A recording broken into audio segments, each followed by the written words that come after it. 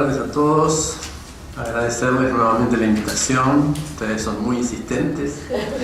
Yo les confieso que soy de la época de la enseñanza cara a cara, donde estaban ahí sentados los interlocutores. Esto de hablar a un espacio virtual me cuesta, la verdad que me cuesta. Ustedes, pero hay un montón de gente que son muchos más.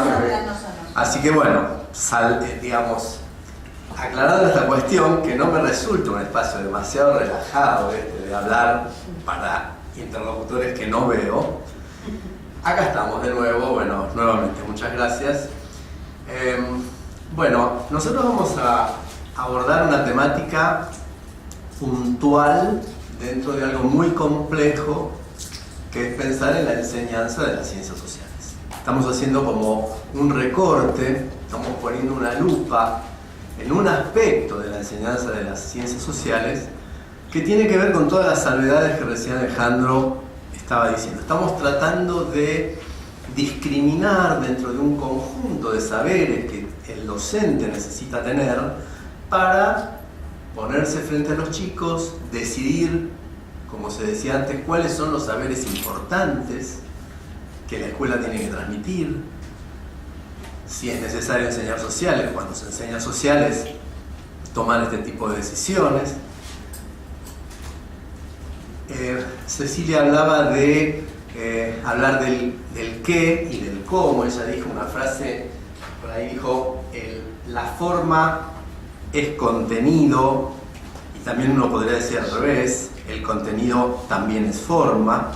Esta disyuntiva nosotros tratamos de limarla. Cuando hablamos de la enseñanza de las ciencias sociales, el qué y el cómo están absolutamente juntos. Sin embargo, en esta lupa que estamos tratando de poner, bueno, vamos a hacer el esfuerzo analítico de pensar más que todo en el qué, porque cuando uno está pensando en esto de la complejidad, si bien aparece el cómo, y más que todo en la cabeza de los educadores, de los docentes, que enseguida traducen cualquier tipo de discurso y qué tengo que hacer yo en el aula, o sea, cómo hago con esto, cómo lo pienso cuando estoy frente a los chicos. Digamos, el cómo lo va a poner inmediatamente el docente cuando se lleve algo de este encuentro. Bueno, haciendo esta salvedad de que en realidad vamos a hacer la distinción de pensar en el qué, no dejamos de lado, y van a ver que permanentemente aparece la necesidad de reflexionar sobre el cómo. Entonces vuelvo a decir, estamos tratando de hacer como un esfuerzo que tiene que ver con pensar una didáctica sobre un aspecto puntual, y acordemos por ahora que estamos hablando de qué estamos enseñando en sociales. En este sentido, la otra pregunta que está por detrás de todo esto y que también se dijo en el panel de entrada, Silvia habló de que se trata de poner a los chicos ante la pregunta de qué se trata este mundo, digamos, ¿no? Ahí ya aparece la pregunta de para qué estamos enseñando esta área. Y en realidad, hablar de la complejidad es volvernos a preguntar también acerca de las clásicas preguntas sobre el para qué enseñamos ciencias sociales. En el caso concreto del trabajo con la complejidad, estamos pensando en que enseñar a los chicos a trabajar de manera compleja con los saberes acerca de lo social, tiene que ver con construir herramientas conceptuales que permitan acercarse al conocimiento de esta realidad. Es esto que decía Silvia, ¿de qué se trata este mundo? La posibilidad de empezar a trabajar con estas categorías de análisis, con esta clasificación, digamos, de aspectos de la realidad, tiene que ver con una herramienta posible de ser utilizada en la escuela, posible de transmitirse y de que el chico se haga cargo de esto como una forma de acceder al conocimiento del mundo social. También tiene que ver con acercarse a cómo se construye este saber por lo social. Porque en realidad todo aquel que hace ciencias sociales, que construye saber sobre lo social, trabaja con estas categorías. Y sabemos que hay algunas disciplinas, como por ejemplo la economía, que en algún momento de su historia intentó separar, digamos, este campo y pensar que era un campo que se autoabastecía. Nosotros sabemos ya a esta altura de los acontecimientos que ninguno de estos campos se autoabastece, que si yo estudio ciencias políticas necesariamente voy a tener que saber algo de economía o vincular lo que yo sé con lo económico. Si estoy haciendo ciencias económicas necesariamente sé que el campo de lo político interviene permanentemente, el campo de lo cultural, etc. Sin embargo, nosotros sabemos que en el mundo en que el chico tiene que aprender ciencias sociales, o en el mundo en que el chico le toca participar de lo social, estas categorías aparecen permanentemente, al menos mencionadas, en los discursos cotidianos de todos nosotros. El maestro está enseñando algún contenido de historia o de geografía y habla del campo de lo económico, habla del campo de lo social. Cuando un chico abre un diario va a encontrar la sección de lo político, la sección política. Sabemos, es verdad, esta difícil diferenciación entre un campo y otro, pero de hecho estamos en un mundo donde estas categorías todavía sirven para acercarnos, o por lo menos se las utiliza cotidianamente. De modo que el chico necesita conocerlas, necesita saber de qué se tratan estos aspectos. ¿Cómo puedo hacer para diferenciar uno del otro? Digamos, abordar estas cuestiones no solamente permite, por un lado, acercarse al conocimiento del mundo, sino también empezar a meterse en el mundo de los que construyen estas ciencias. Porque también los que construyen estas ciencias, como un primer momento del abordaje, suelen emplear estas categorías para diferenciar digamos, la complejidad de los datos, la infinidad de datos que se presentan y la posibilidad de interactuar con ellos. La otra cuestión que me parece importante es que trabajar con la complejidad es una manera de enriquecer la mirada también, de hacer más profunda esta mirada. De todos modos, convengamos que uno, cuando se acerca al análisis o al intento de comprensión de aspectos de la realidad social, básicamente se acerca a partir de preguntas. Y cuando digo uno, estoy hablando inclusive de un nene de 4 o 5 años, digamos, ¿no? Cuando uno mira lo social, observa lo social, inmediatamente aparecen preguntas. La pregunta es previa a todo saber social, porque si no hay pregunta es posible que no haya un aprendizaje posterior. Puede haber un aprendizaje, digamos, memorístico, pero tal vez no genuino por aquello que tiene que ver con lo social. Por lo tanto, me parece importante el tema de la pregunta como momento inicial para pensar el tema de la complejidad. Y cuando uno hace preguntas, suele hacer preguntas de distinto tipo. Hay un científico que piensa acerca de cómo se construye el saber científico, que se llama Topolsky, que clasifica las preguntas en 3 tipos y que me parece que pueden ser interesantes para pensar esto. Él dice que hay preguntas de búsqueda, que son las que tienen que ver más con saber el cuándo, el quién, el dónde. Son preguntas que generalmente tienen una sola respuesta, que las encuentro fácilmente. La respuesta la encuentro fácilmente. Son preguntas que tienen que ver con tal vez el primer momento en que uno empieza a querer saber. Después este autor habla de preguntas que él llama factográficas. Factográficas él las define como aquellas preguntas que tienen que ver más que apuntan más a describir o a narrar, ¿no? Cuando uno dice, por ejemplo, una pregunta, ¿cómo hizo San Martín para cruzar los Andes?, sería una pregunta de este tipo. Es algo así como que para responder a una pregunta de tipo factográfica necesito un conjunto de datos, pero que tengo que poder organizar de alguna forma. Supone un nivel de conocimiento más complejo que solamente saber cuándo, dónde. Finalmente él habla de preguntas explicativas, que tienen que ver con tal vez las preguntas del científico, que es preguntarse por el por qué, preguntarse por el sentido de, por la razón de. Si bien vuelvo a decir, como cualquier clasificación es cerrada, uno podría decir, bueno, podríamos pensar en un montón de otras formas de clasificar las preguntas, me parece que desde el punto de vista de la didáctica, esta clasificación de preguntas de búsqueda factográficas y explicativas nos sirve para pensar cuántas veces nosotros hacemos preguntas de distinto tipo en la escuela. Cuántas veces hacemos preguntas de tipo explicativas, cuántas veces, o en general son la mayoría de las veces que hacemos preguntas de búsqueda. Tal vez las que nos resulta más cómodo es preguntarnos por el cuándo, el cuándo, el quién. El cómo no suele ser complicado. El problema es cuando nos preguntamos por el por qué. Y ahí aparecen otro tipo de saberes que me parece que es importante que el docente maneje, que es cuando estamos nosotros hablando de la complejidad, estamos hablando de un principio explicativo. Nosotros en la didáctica hemos instaurado esto de hablar de los principios explicativos. ¿Qué quiere decir esto? Digamos que todos los científicos que trabajan con lo social tienen algunos consensos, hoy Alejandro hablaba de esto, que ya no se discuten, digamos. Todos sabemos que en ciencias sociales, cuando uno habla de un análisis de lo social, sabe siempre que va a hablar de la multicausalidad. O sea que cualquier explicación que yo dé acerca de cualquier respuesta que dé a una pregunta referida a lo social, siempre va a tener una multicausalidad en su forma de explicación.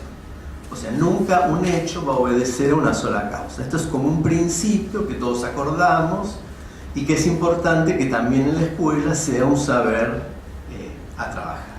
Otro de los principios, junto con el de la complejidad y el de la causalidad, es el de multiperspectividad. Es una palabra muy larga, pero que todos sabemos, porque en realidad con solo prender un ratito el televisor, sabemos que cuando se analiza o se mira un hecho social, inmediatamente aparecen multiplicidad de perspectivas de análisis. Y estas perspectivas de análisis las puedo pensar en dos niveles. Por un lado, las perspectivas de análisis de los sujetos que están interviniendo en la mirada sobre este conflicto, sobre esto que estoy analizando, ¿no? La mirada de los contemporáneos. Si tomo el tema de los hidrocarburos, está claro, en cuanto uno prende la televisión, la multiperspectividad de mirada que tienen que ver con desde qué posicionamiento yo analizo esto sobre lo cual estoy discutiendo. Pero también hay una multiperspectividad, sobre todo en los conocimientos históricos, que tiene que ver con cómo se fue mirando a lo largo del tiempo este acontecimiento o este hecho que estamos tratando de analizar. Si por ejemplo tomamos lo del 25 de mayo, está claro que sobre el 25 de mayo de 1810 hubo múltiples formas a lo largo de la historia argentina de mirar este momento de nuestro pasado. No fue lo mismo la lectura que hizo Mitre del 25 de mayo que la que se hizo en la década del 20 o que la que se está haciendo en la actualidad. No es lo mismo el 25 de mayo mirado desde el marco del bicentenario que el 25 de mayo del 10 mirado desde el marco del centenario, ¿no? Entonces estoy diciendo, esto de la multiperspectividad supone una mirada, digamos, horizontal de los actores que están analizando el hecho en el momento en que está ocurriendo, pero también una mirada vertical, si ustedes quieren, por tomar alguna imagen, que tiene que ver con esto a lo largo del tiempo. El otro principio que solemos trabajar nosotros en la escuela es el principio de cambio y continuidad. Todos sabemos que cuando uno está analizando un hecho del pasado o del presente, siempre van a aparecer cuestiones que tienen que ver con lo que viene ocurriendo desde antes y algunas cuestiones que tienen que ver con lo que este hecho está produciendo en este momento. O sea, la idea de continuidad a lo largo del tiempo y la idea de cambio. Y el quinto principio con el que solemos trabajar es el de la mirada del mismo hecho con distintas escalas de análisis. No es lo mismo analizar el conflicto de los hidrocarburos en la provincia de Chubut, sería una mirada recortada a un lugar, que si yo quiero analizar mejor esto, bueno, ver este mismo conflicto desde una mirada regional, desde una mirada nacional, desde una mirada mundial. Este conflicto de los hidrocarburos, bueno, ahora estamos con esto, los que los escuchen a esto dentro de un tiempo, tal vez ya estamos en otra problemática. Digo, este conflicto puede ser mirado desde distintas escalas de análisis espaciales que tienen que ver con, digamos, en la medida que yo trabaje con las distintas escalas, voy a enriquecer la mirada sobre el conflicto de las petroleras. Estos 5 principios son contenidos de enseñanza en la escuela. Dentro de ellos estamos hablando del tema de la complejidad.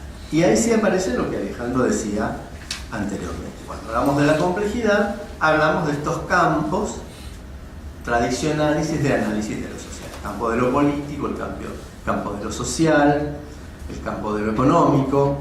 Yo voy a seguir a un autor, es un texto que se llama Volver a la Historia, de Luis Alberto Romero.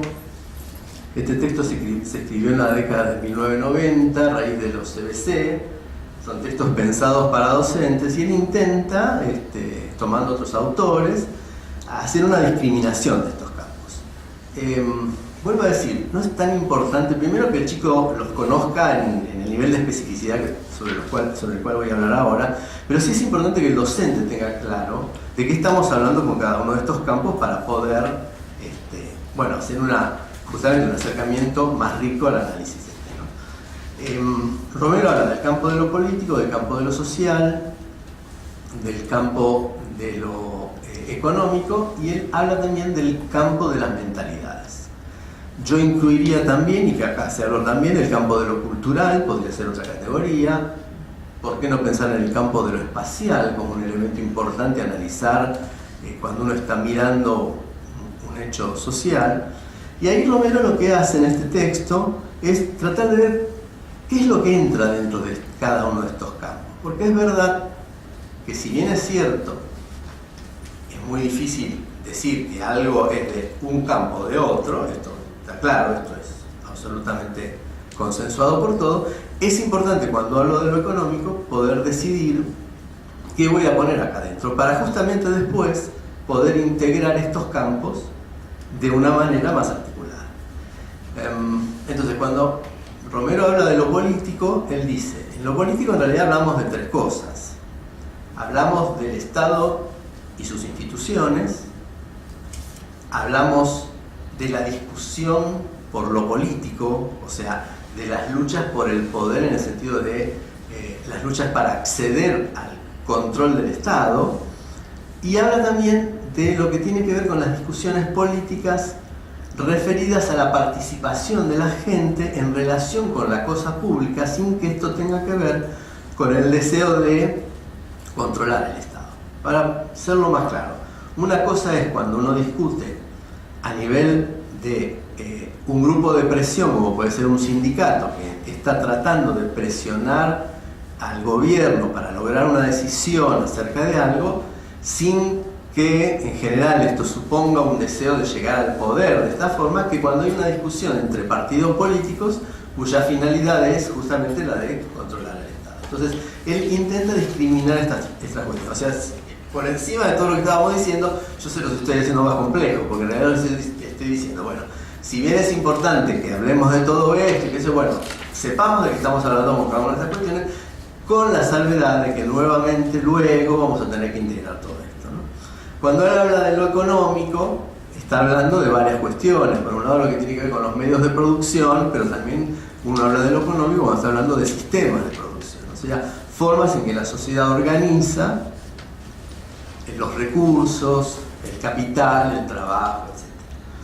Después él habla también del campo de lo social, y acá también es muy difícil, ¿no? Es una esfera medio abstracta. Él dice que el campo de lo social se refiere a los grupos de la sociedad. Cuando está analizando lo social está hablando de los sectores que hay en la sociedad, pero también se refiere al campo de lo social como digamos, aquello que se refiere a los conflictos que una sociedad tiene, a los actores que esta sociedad tiene, y cuáles son estos actores y de qué forma participan de los conflictos.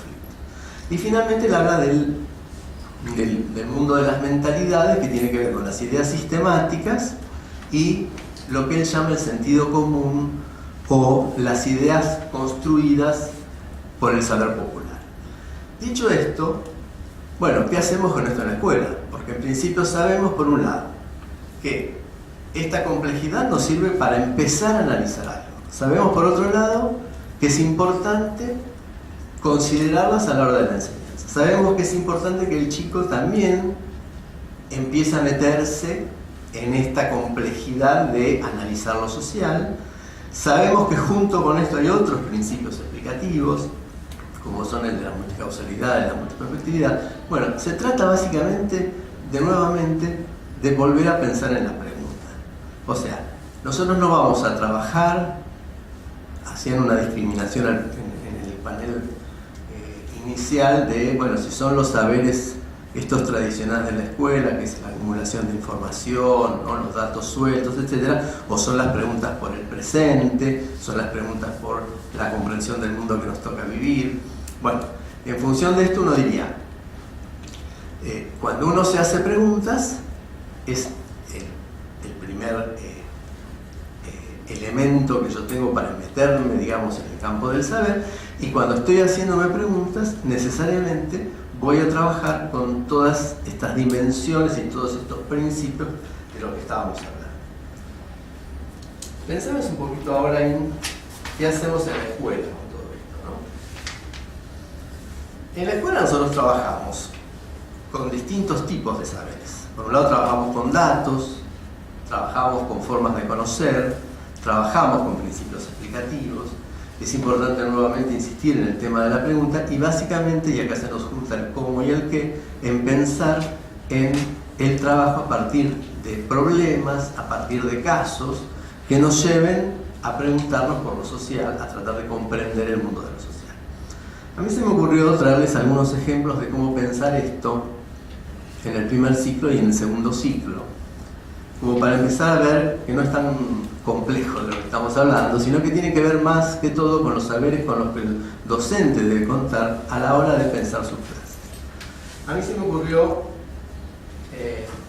traer dos ejemplos para el primer ciclo. Les quería leer un papajito del diseño de provincia de Buenos Aires que dice: en el primer ciclo nos espera que los niños realicen un estudio en profundidad de la vida cotidiana en diferentes contextos y de los grandes procesos que los explican.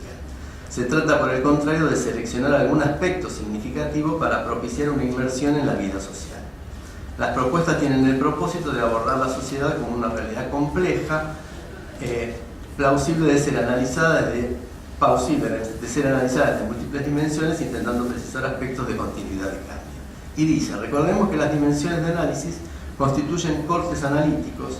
Cualquier hecho o proceso social implica simultáneamente aspectos sociales, económicos, políticos e ideológicos. Por lo tanto, debe ser visto en su complejidad y desde una perspectiva totalizadora.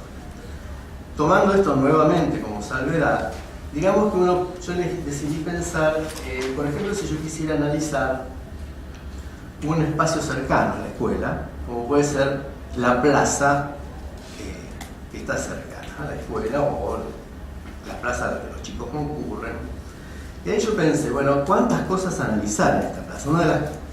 Esto que pasó en esta maestra de primer grado que decía Margue al principio, ¿no? En el primer ciclo el problema de los contenidos sociales es que casi hay un vaciamiento de contenidos. Yo siempre les decía a los alumnos, porque yo soy jubilado, entonces por lo tanto a mis alumnos del profesorado les decía que en realidad si nosotros pensamos en lo que se enseña en primer ciclo en sociales, los chicos, ¿dónde se aprenden estos contenidos que se enseñan en la escuela? ¿Dónde el maestro los aprendió? Cuando enseña la plaza, ¿de dónde sabe el maestro lo que enseña sobre la plaza? Y la pregunta es obvia: ¿de dónde voy a estudiar la plaza? ¿Verdad? No tengo que estudiar nada, tengo que enseñar lo que yo ya sé, porque lo aprendí. Y lo aprendí de haber estado en la plaza, de haber pensado en la plaza.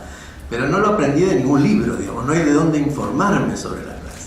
Esto es un problema justamente, por esto en su primer ciclo, bueno, no son tan importantes, porque total al final, algún día el chico va a saber lo que es una plaza y va a poder mirar una plaza, porque total a ella le pasó que durante toda su vida tuvo contacto con la plaza y ahora se anima a enseñar la plaza en saber de dónde sabe esto que sabe, ¿no? Por lo tanto, ahí hay un problema serio de vacío de contenidos en el primer ciclo. Y yo decía, miren todo lo que se puede enseñar en una plaza y que tiene que ver con la complejidad. A ver, pensemos en las dimensiones. Cuando uno trabaja con la plaza, y quiere mirar lo político de una plaza, bueno, uno sabe que detrás de una plaza hay, por ejemplo, un municipio. Hay autoridades que tienen que ver con que esta plaza esté de una forma u otra.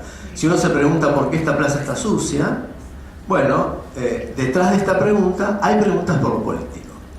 ¿Quién costea la limpieza de la plaza? ¿De dónde se sacan los recursos para que la plaza esté limpia o no? ¿Quién se hace cargo de esto? ¿Quién es el funcionario que está? ¿De qué órgano del municipio depende la limpieza de la plaza? Hay un campo ahí que es interesante trabajar y que se podría hacer en un pizarrón, un lugar donde yo voy depositando la información sobre lo político, sin necesidad de nombrar que esto es político.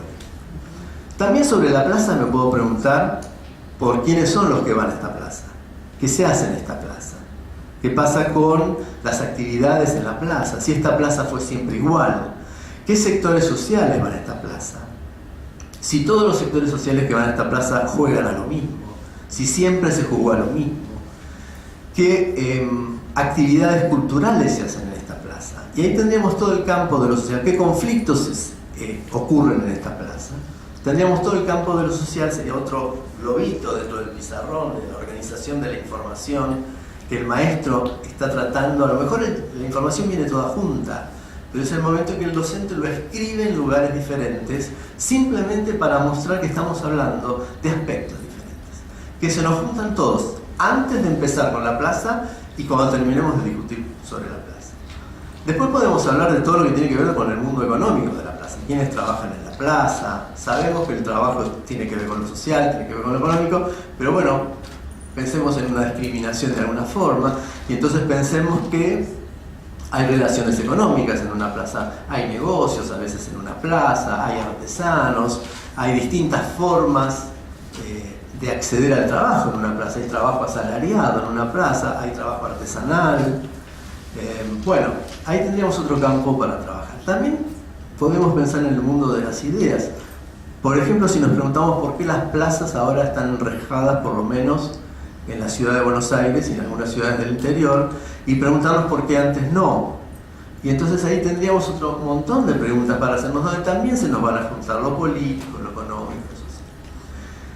Lo mismo podríamos hacer, y vuelvo a decir, se trata simplemente de que la información aparezca toda junta, pero que de alguna forma pueda estar discriminada en algún lugar espacial para empezar a pensar que tengo que después empezar a integrar estas dimensiones. Lo mismo si yo, por ejemplo, intento analizar una sociedad del pasado lejano, el pasado remoto. Supongamos que nos pongamos a pensar en ver cómo se vivía en la época de los faraones en Egipto.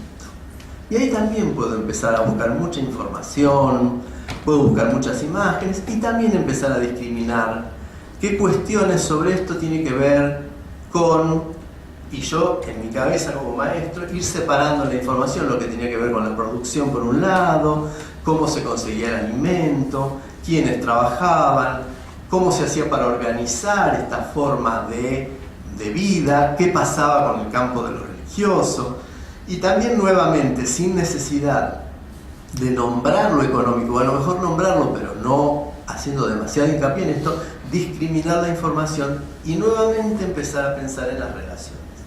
Lo mismo lo puedo pensar en un segundo ciclo. Y acá tal vez las cosas se nos puede complicar, porque uno podría preguntarse, ¿es necesario que un chico pueda definir un campo? Definirlo teóricamente, decir, bueno, yo digo que esto es económico por esto, entiendo que lo económico es esto, y yo creo que a lo largo de la escolaridad primaria esto se debería poder trabajar. Más allá, vuelvo a decir, de que insistamos en la idea de que ninguno de estos campos funciona por sí mismo, ni por otro lado explica nada por sí mismo, sino que tiene que ver con la relación que yo establezca entre esos campos. Pero de todos modos, tal vez en un primer momento y de manera analítica, convengamos en que sirve esta forma de trabajo. Y entonces es posible que ya en un cuarto grado el maestro le ponga el título a este globito y diga, bueno, acá estamos hablando de lo económico. Y a lo mejor al final del cuarto grado, o a lo mejor un chico dice, pero ¿qué es lo económico, señorita? Y ahí necesitamos que este maestro tenga postura acerca de qué entiende por lo económico, porque si le decimos, mira, en realidad uno habla de lo económico, pero también es lo mismo, lo social, lo político. Bueno, es posible que este maestro se sienta ante una situación de incomodidad. Bueno, pensemos que este maestro tiene que tener algunas herramientas para poder decir, bueno, nosotros entendemos por lo económico, cuando uno dice esto es económico, está hablando de este tipo de cuestiones. Y lo mismo cuando estamos discriminando. Entonces es posible que el maestro a lo largo del año, ya desde el cuarto grado, empiece a nombrar estos campos y empiece a animarse a que los chicos, a su forma, los empiecen a definir, o por lo menos a decir, bueno, vamos a poner acá lo que es de este aspecto del saber. Y sí creo que al final